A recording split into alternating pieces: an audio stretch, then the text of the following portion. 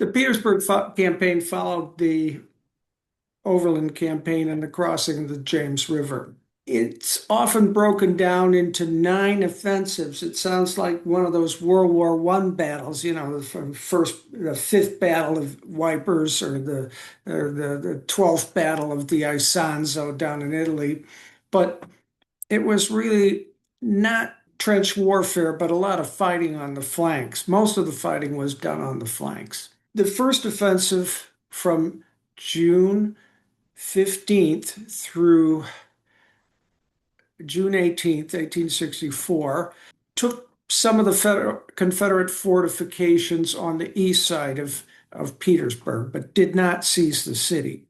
And Grant, almost as soon as he had given up his plans to seize Petersburg by storm, decided to envelop it and move his army from the lines and the Appomattox downriver of the city to the river above the city, which would have cut off its railroads. And the heart of the second offensive was the Battle of Jerusalem Plank Road, as the Federal infantry tried to move west. And Barlow's skedaddle was the heart of the Battle of Jerusalem Plank Road. It's somewhat misnamed because it wasn't Barlow's fault, but he wound up holding the bag for it. The book came out last June and it got good reviews. The picture on the front is of Federal cavalry ripping up the railroad because along with the Battle of Jerusalem Plank Road, General Grant sent his cavalry out to cut the railroads farther away from the city. He was in the process of cutting several railroads at the time. He was maneuvering rather than assaulting in this particular campaign. And he was primarily a maneuverer. The Overland campaign was unusual for him to spend so much time in battle rather than maneuvering. If you look at the Vicksburg campaign, there was mainly maneuvering until he got to Vicksburg. Then he tried to assault the city a couple of times, but then he settled down to a siege. But he fully enveloped Vicksburg. He did not fully envelop Petersburg. And that's why the siege lasted so long. His idea was for the Army of the Potomac to extend its left around the Confederates from the Appomattox River below the city to the Appomattox River above. Meanwhile, he was going to send his cavalry out to cut the Weldon Railroad near Globe Tavern, and then tear up the South Side Railroad from Sutherland Station here to Burkeville, where it crosses the Richmond and Danville Railroad. The cavalrymen could then proceed to Lynchburg, where General Grant thought that General Dave Hunter was taking an army to seize Lynchburg, which was a major Confederate supply depot. But in fact, General Hunter was already in retreat towards West Virginia. As it turned out, the Raiders decided not to proceed in that direction. They proceeded down the Richmond and Danville, as was Grant's main intent with them, and tried to seize the Staunton River Bridge on the Roanoke or Staunton River. They were supposed to go to Georgia and join General Sherman there. They ultimately failed to destroy Staunton River Bridge and wound up retreating. They had a choice of going to North Carolina or back to the Army of the Potomac. And they chose to go back to the Army of the Potomac because as they set out, they were assured by Andrew Humphreys, the chief of staff of the Army of the Potomac, that the infantry would cover Petersburg from the south and prevent any Confederates emerging from Petersburg to interfere with the return of the raiders, and that General Sheridan, who was retreating from Trevilian Station, would be able to cross the James at Deep Bottom, which is approximately here and around here, and he would be able to interfere with the Confederate cavalry and occupy them so that they couldn't strike the cavalry raiders.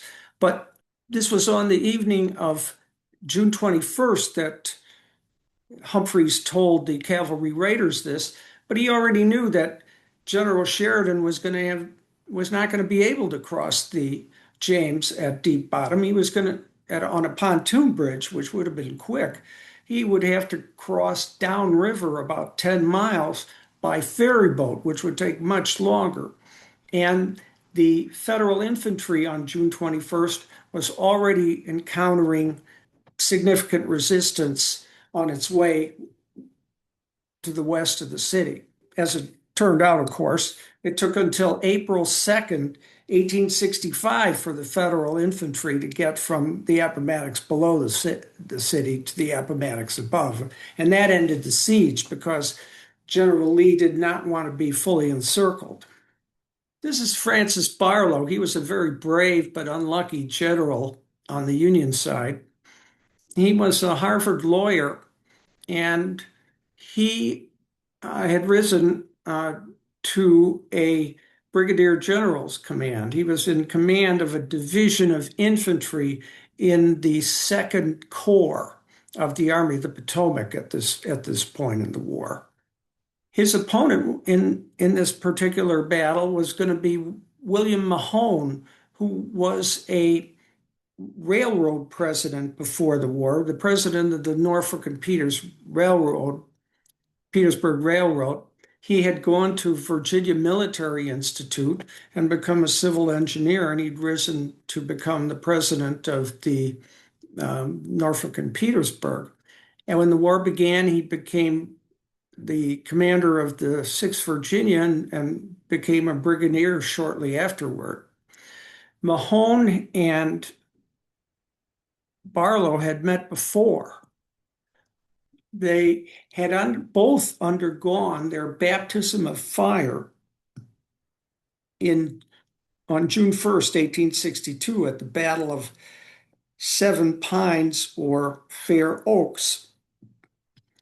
Mahone's brigade at that point had detached some regiments, and it was down to the 41st Virginia, the 12th Virginia, and the 3rd Alabama.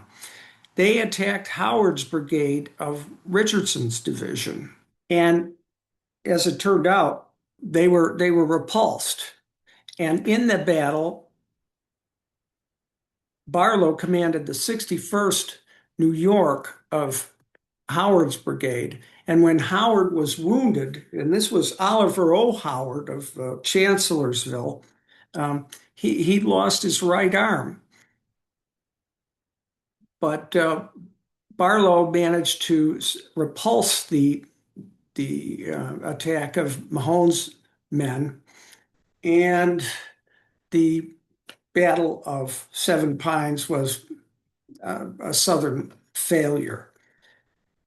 But things were not going to go quite the same way at the Battle of Jerusalem Plank Road between Barlow and Mahone. The plan was for the Federals to move on June 21st out and seize the Weldon Railroad, cut it. The idea of General Meade, who was executing Grant's plan, was to move the 6th Corps, 2 divisions of which were up here, Stannard's and Russell's and Wheaton, and Ricketts' division, also of the 6th Corps, and moved them along with the 2nd Corps. But it was impossible for the 6th Corps to get out of at least 2 divisions of the 6th Corps, Russell's and Wheaton's. They couldn't get out of the trenches in daylight on the 21st, so they had to wait till that night. And for some reason, General Meade, some unexplained reason, General Meade left Ricketts' division with the Sixth Corps rather than sending it south with the Second Corps. The Second Corps was under General Birney, a Philadelphia lawyer who had been born in Alabama, and his family had moved to Pennsylvania because they were abolitionists. Birney had distinguished himself at Gettysburg, and he was the senior division commander of the Second Corps at this point. He was in command of the Corps because General Hancock was suffering uh, complications from his Gettysburg wound. It had reopened. So Birney was in charge of the Second Corps, and he took off on June 21st on this route through the back roads.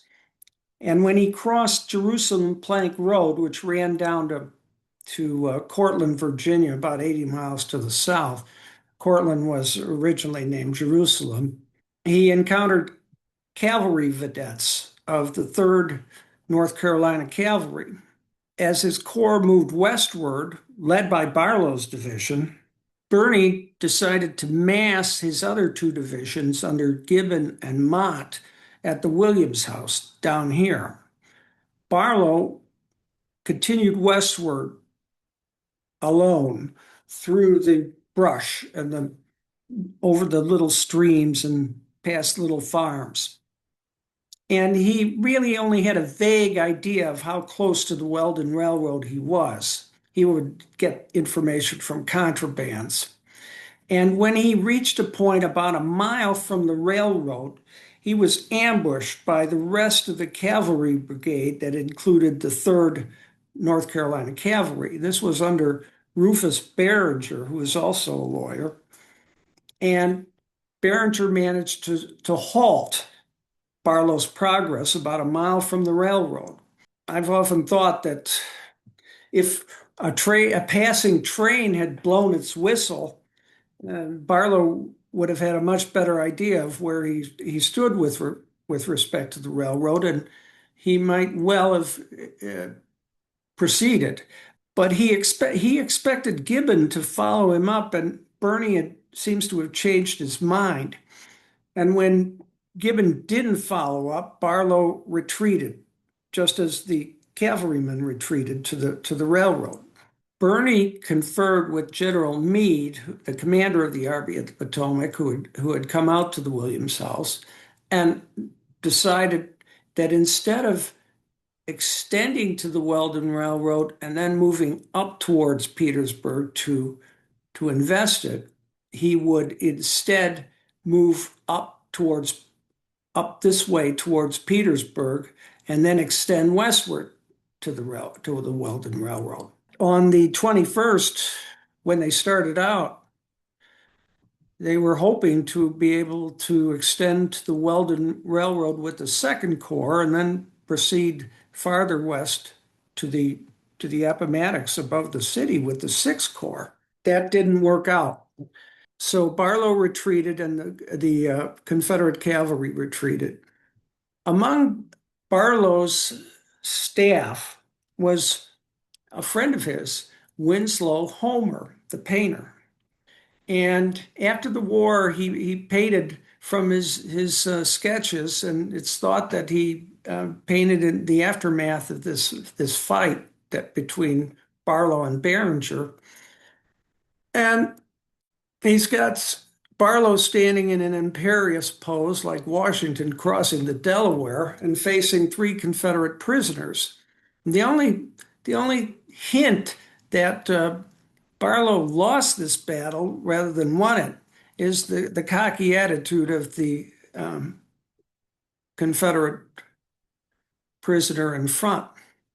There's also stories that Barlow, who was a very scrawny guy, Homer wanted to make him more robust, so he put Barlow's head on the body of one of his subordinates, who Homer painted because he looked more impressive. Anyway, this painting in 1866 established Homer as a first-rate painter. The reaction to the retreat of Barlow was that General Hill, A.P. Hill, sent out Wilcox's division to drive back the Federals who were already in retreat. Barlow was retreated further, and the Federals started to form a line just west of Jerusalem Plank Road.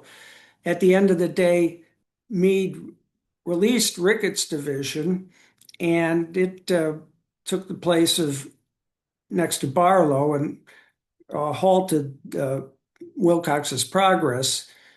There wasn't much fighting out there, and Wilcox proceeded back to his position in the Demock line. This was the line around Petersburg, built in 1862, and the Federals had captured this portion of it during the first offensive at Petersburg from June 15th to June 18th. The infantry of Gibbon's division and Mott's division proceeded by roads cut through the woods up to the left of the Fifth Corps here, and the artillery of the Second Corps proceeded up Jerusalem Plank Road. By that night, the Federal line extended to Jerusalem Plank Road with the Fifth Corps up here. This stretch was covered by artillery, and then the Federal line extended down through the woods west of Jerusalem Plank Road to the Williams Farm and Second Swamp. Now, about this time at night, Russell's division and Wheaton's division finally got out of the trenches and started moving. They had been up the previous night as well, so they were in bad shape. They already needed a rest. This is a picture of David Bell Birney, who was commanding the Second Corps that day. At 3 o'clock in the morning on June 22nd, the Second Corps started moving westward. Two brigades of Gibbon's division started, along with the 12th New York Battery. They moved out to some hasty fortifications prepared during the night, and at 3 a.m. they made that advance. Meanwhile, the two divisions of the Sixth Corps that had difficulty getting out of the trenches were slogging down towards Jerusalem Plank Road and the Jones House, which was soon to become the federal headquarters of the Army of the Potomac. The next advance of the Federals was at approximately 4:50 a.m., when two brigades of Mott's division moved into line extending westward from the two brigades of Gibbon's division that had dug in. And the 1st Massachusetts Heavy Artillery covered a stretch between the two units of Mott's division and O'Brien's brigade of Gibbon's division. Mott's men moved out into a position parallel with the Demock line, which they'd been ordered to do. A few years ago, I bought a map by an officer of Mott's division that indicated that they were parallel. He was one of the staff officers of Mott's division, and he'd led a brigade in the initial assaults on Petersburg. And he drew a map that indicated that this line was parallel with the Confederate line. Meanwhile, the divisions of Russell and Wheaton had encamped by the Jones House. This is at around 4:50 a.m. And these two divisions needed rest, and they needed to be fed. They weren't in any condition to go out and extend the line westward to the Weldon Railroad. General Meade was the commander of the Army of the Potomac, and he was the hero of Gettysburg. But this was going to be a very unpleasant day for him because he realized that the Second Corps could not move in conjunction with the Sixth Corps, which was camped out by the Jones House here. They couldn't move into position until the afternoon. Now, by the afternoon, General Barlow had moved his division out onto the left of Mott's two brigades. And he had Fraser's brigade facing northward. And then he created a return with two more of his brigades, Moroni and McDougal. He had Miles' brigade back there. That's where his men had moved up from. It took them about an hour each for each of those brigades to get up there through the woods, which the Federals were not familiar with.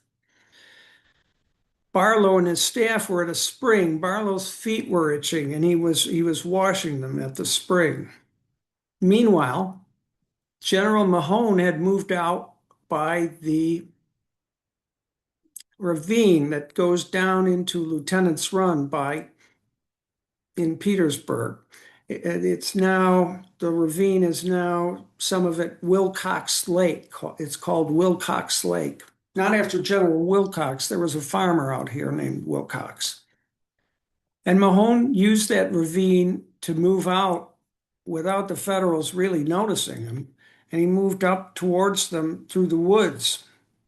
So he placed his Alabama brigade on the left, and his Georgia brigade on the right.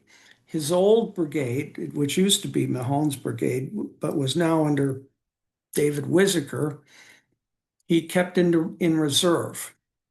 General Wilcox had been sent out by A.P. Hill to try and get around the Federal left, but he had been unable to cross Second Swamp, and he formed up facing the Sixth Corps. The Sixth Corps had gone into position that afternoon, so this is where things stood in the early afternoon. General Mahone wanted Wilcox to break contact with the Federals, come northwestward, and form on the right of Mahone's force, so that when they attacked the Federals, Wilcox's division would have swept into their rear, and they might have captured these brigades. But General Mahone sent his plan out to A.P. Hill, who was on the Weldon Railroad at the David House west of here, through Captain Victor Girardi, a great staff officer. Girardi explained the plan to Hill and then proceeded out to Wilcox, which was very conscientious of Girardi, and explained the plan to Wilcox. Then he headed back. Afterward, General Hill came out, and he had a misconception about the plan. Mahone wanted the Wilcox's division to proceed northwestward, but Hill thought of the move as just northward towards Petersburg, which would take them into federal lines and slow them down as they struck federal lines. So they did not move to form on Mahone's right. Mahone at about 3 o'clock attacked. He attacked the return that Barlow's men had formed. And the Alabama Brigade attacked Moroni's Irish Brigade, and Wright's Georgia Brigade attacked McDougal's brigade, and they were repulsed because the Federals had thrown up really very hasty fortifications, breastworks. Whenever any troops stopped, they started to pile up wood to fire from behind.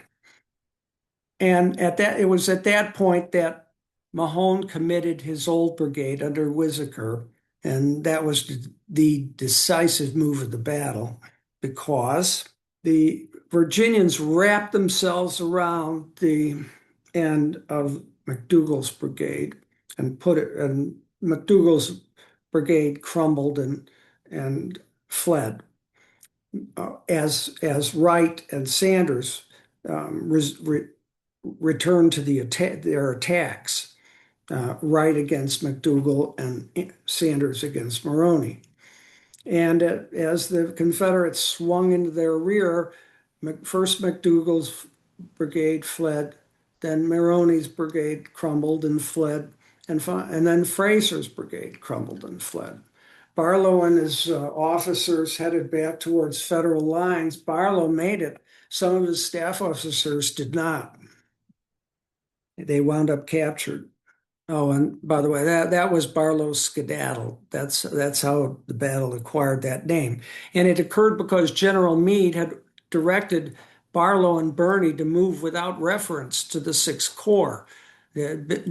General Meade had kept up that idea till about 8 o'clock in the morning, and then he went out and told Barlow and Birney to move without reference to the Sixth Corps, which left this huge gap.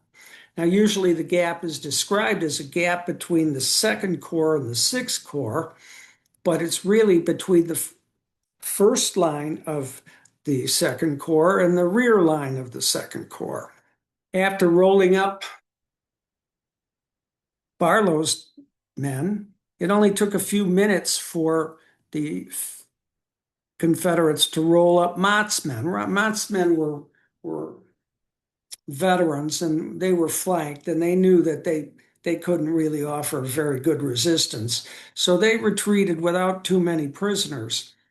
The first resistance that the Confederates met was from the 1st Massachusetts Heavy Artillery, and it didn't last long. After pushing back the 1st Massachusetts Heavy Artillery, the Confederates started to go around and push back O'Brien's brigade of Gibbon's division.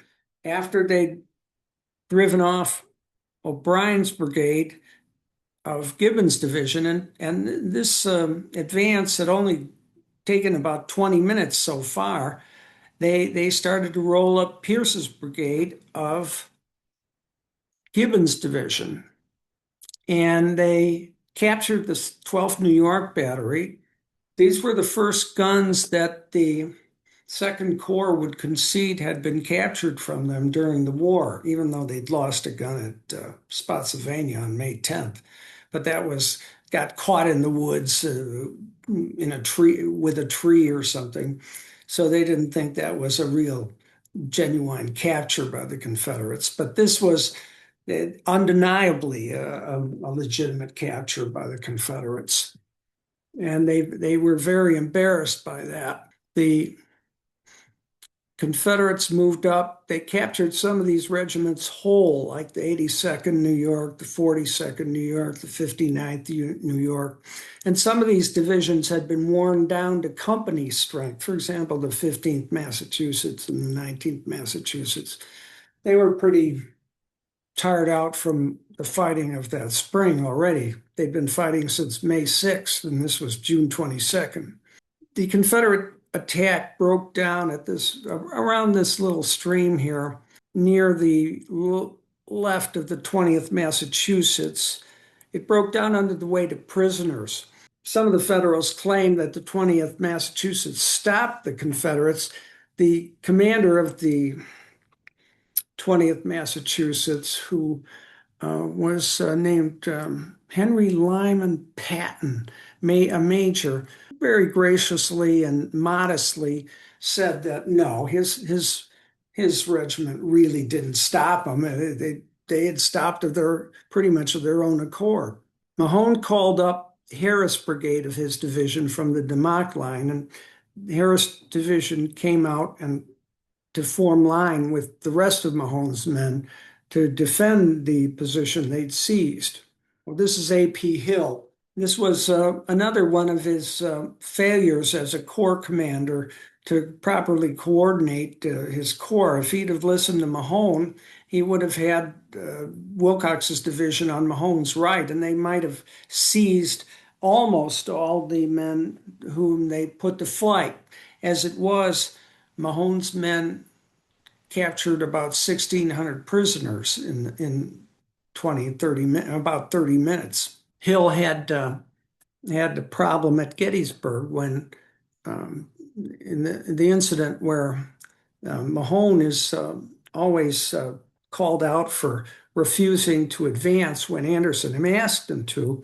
Well, people have overlooked that most of the delay that Mahone that was involved in Mahone was for Anderson to find A.P. Hill, who hadn't told anyone about his whereabouts there.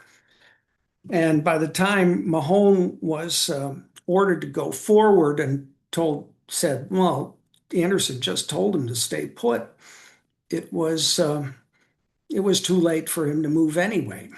And A.P. Hill went on as a pretty inept corps commander through the rest of the war. But Lee didn't have anyone to replace him with.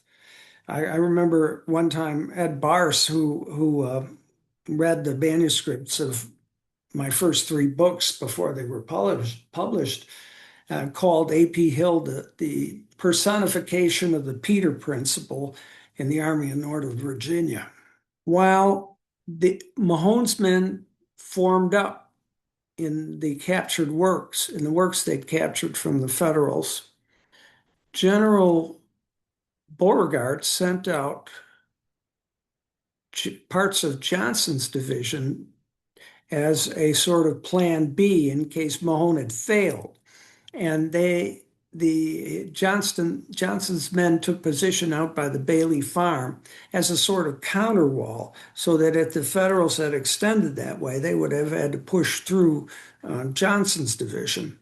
Meanwhile, Wilcox's men were bouncing against the Federal lines rather than having proceeded wide of them on to Mahone's right. So by 5 o'clock, the Federals were counterattacking. They attacked the angle formed by Harris's Mississippi Brigade and the rest of Mahone's men, and they failed to retake the guns or any of the fortifications that the Confederates had seized. This was Cadmus Wilcox. He and Mahone blamed one another. They didn't realize that the problem lay with General Hill's misunderstanding of Mahone's plan. And Wilcox naturally listened to his corps commander rather than to Captain Girardi. But Mahone and Wilcox fought it out between themselves in newspapers till Mahone's death in 1895. By 7 o'clock, the Federals had mounted another counterattack against Mahone's men, but this counterattack failed as well. The woods caught fire, and the wounded started to burn. Reinforcements came from the Fifth Corps and some from the distant Sixth Corps. Meanwhile, the main line of the Sixth Corps attacked westward against the pickets of Wilcox's division, who had remained behind while the rest of the division started to move up to Mahone. They didn't get to Mahone until far too late. Meanwhile, Johnson's men remained in position by the Bailey Farm. So after this counterattack failed up here with the Second Corps, the Federals remained in this position. To the south, the Sixth Corps advanced almost to the Weldon Railroad, and that would start the action for the following day. Barlow formed his men near the Strong House and repelled any Confederate bands who crossed his way. On the 23rd, General Wright took precedence, and his corps was urged to rip up the Weldon Railroad to the south of the Second Corps. But Once again, General Mahone this time took his whole division out against him.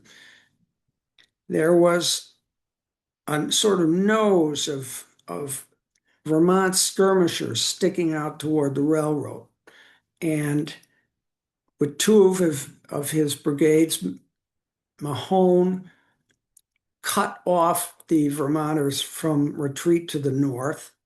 Then, with his Florida and Virginia brigade, he cut off their retreat to the south, and he sort of pushed them back and held them with his Alabama brigade on the afternoon of the 23rd. General Meade urged his Corps Commander Wright to attack again and again throughout the afternoon, but General Meade had a weakness as a commander of letting his subordinates disobey him.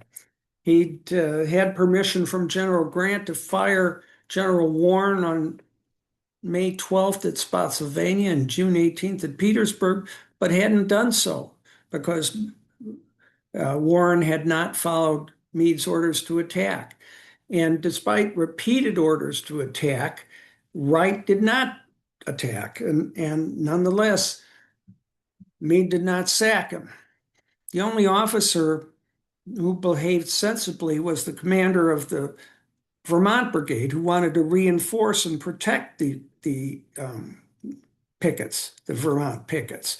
But Wright and the Corps commander and the division commander Wheaton refused to allow the commander of the Vermont Brigade to do so.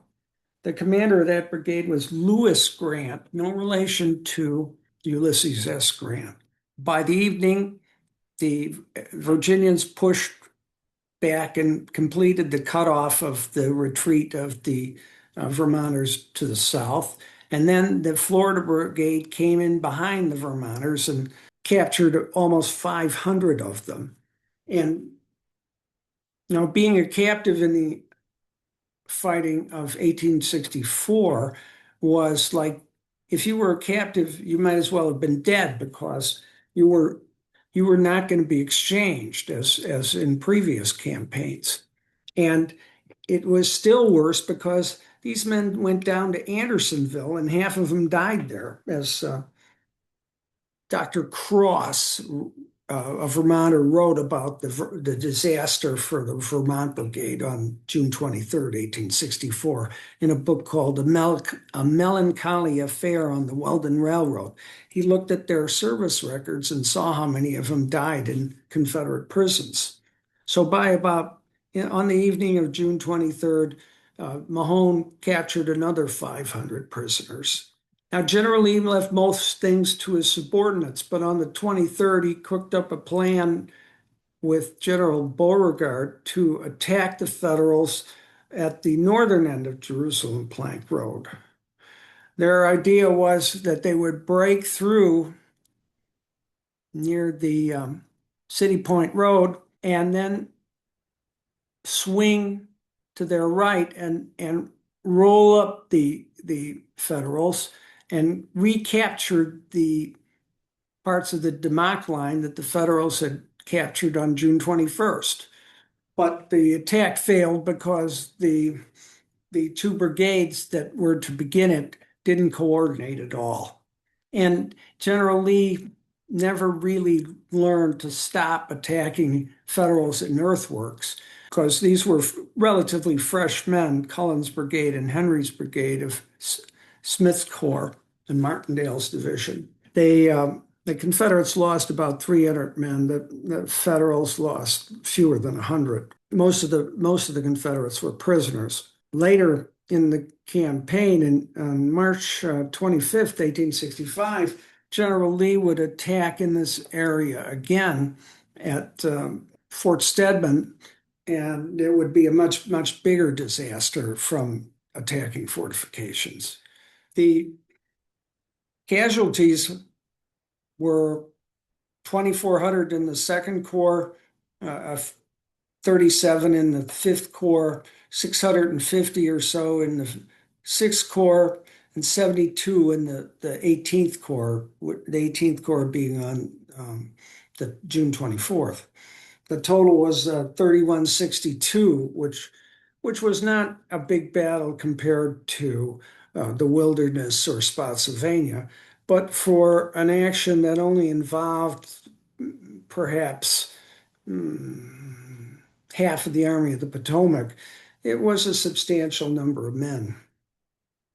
But it didn't get much attention because um, Grant moved on just about immediately. The Confederate losses totaled 1,100, far fewer than the Federals, mostly in Mahone's brigade, then I'm sorry, Mahone's division, then Haygood's brigade.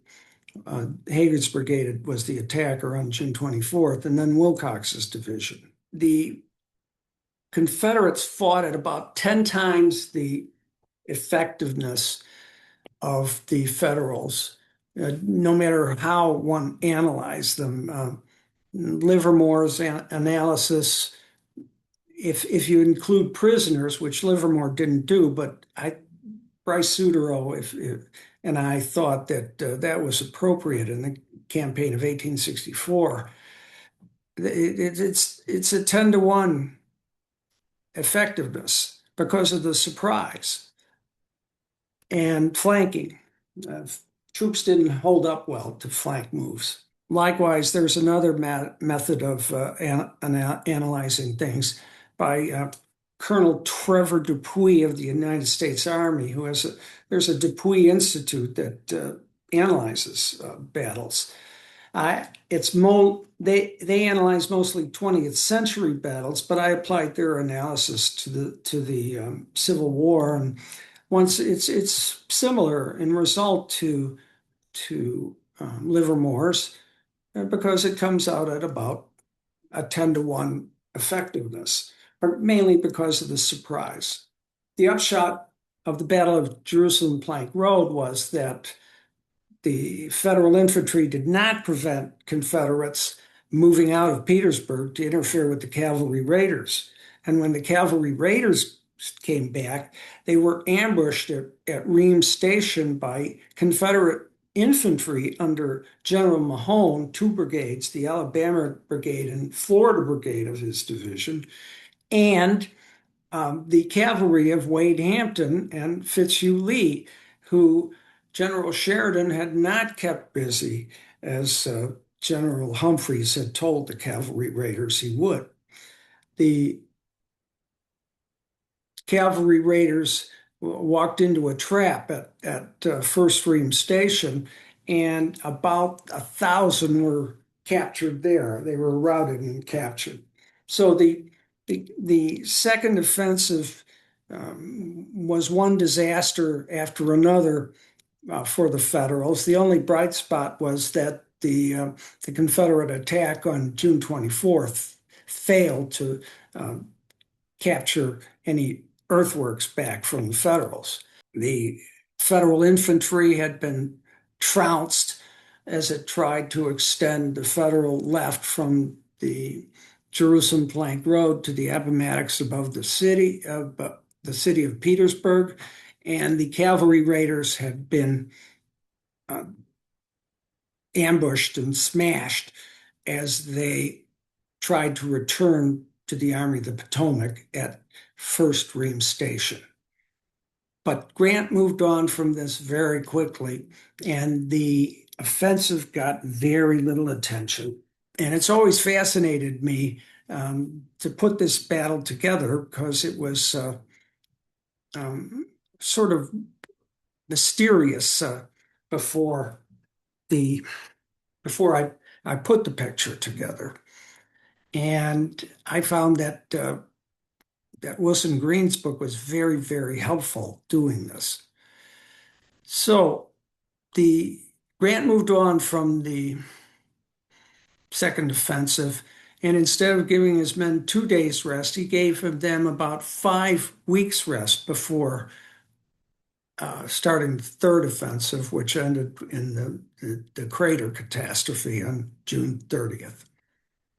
And I hope that I've given you a fairly clear picture of the fighting of the Battle of Jerusalem Plank Road and its role in the Second Offensive.